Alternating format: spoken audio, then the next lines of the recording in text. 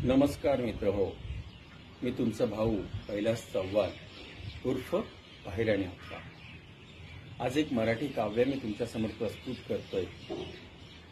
मित्र हो, आपण बघतोय की आजकालची नवीन पिढी ह्यांच्यामध्ये नवरा बायको ह्या नात्याला निभवताना बराचसा त्रास त्यांना होतोय। का तर मानसिकता बदलली आहे।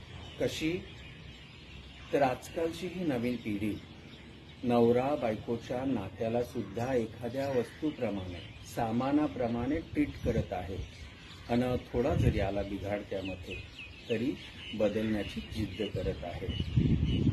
मला वाटतं त्या गोष्टीचा खूप विपरीत परिणाम समाजावर होतोय, म्हणून कोणीतरी पुढाकार घ्यायला हवा। तर पुढाकार घेईल कोण? मुलाच्या आईबापाने, मुलीच्या आईबापाने आपल्या पोरांना काहीतरी सल्ला दिला पाहिजे की लग्नानंतर संसार कसा थाटायचा, कुठे नतमस्तक व्हायचं, कुठे समजून घ्यायचं।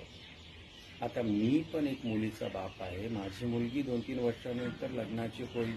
मी तिला जेव्हा सासरी पाठवेल त्यावेळेस मी तिला काय सल्ला देईल, माझ्या भावना काय असतील हे सांगणारी ही कविता आहे। शीर्षक मी दिलेलं नाहीये। तुम्हाला जे रास्त वाटेल, योग्य वाटेल ते तुम्ही कमेंटमध्ये नक्कीच लिहा। चला तर प्रत्येकी सुरुवात करूया। जातेस पोरी आनंदात जा, जातेस पोरी आनंदात जा आणि माहेरी राहिली तशी सासरी पण राहा। अगं जातेस पोरी आनंदात जा आणि माहेरी राहिली तशी सासरी पण राहा। इथून तुझ्या सर्व भूमिका बदलतील, इथून तुझ्या सर्व भूमिका बदलतील। त्या प्रत्येक भूमिकेला तुला चोख निभवायची आहे। इथून तुझ्या सर्व भूमिका बदलतील, त्या प्रत्येक भूमिकेला तुला चोख निभवायची आहे आणि आईबापाच्या इब्रतीत तुला अजून भर घालायची आहे। माहेरचा मोह ठेवायचा जरूर पोरी, माहेरचा मोह ठेवायचा जरूर, पण तितकाच की जितका ठेवून तुझ्या सासरच्या कर्तृत्वावर त्याचा परिणाम होणार नाही। माहेरचा मोह ठेवायचा जरूर, पण तितकाच की जितका ठेवून तुझ्या सासरच्या कर्तृत्वावर त्याचा परिणाम होणार नाही।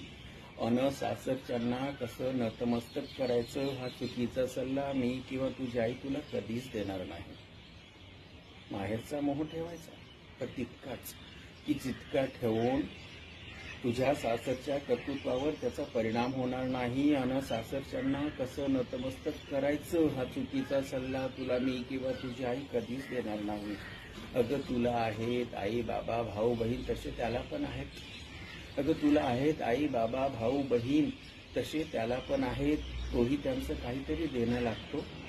ह्या देण्यात तू त्याला तुझी भक्कम साथ द्यायची, ह्या देण्यात तू त्याला तुझी भक्कम साथ द्यायची आणि संसार करता करता सोबत ही पुण्याची शिदोरी घ्यायची।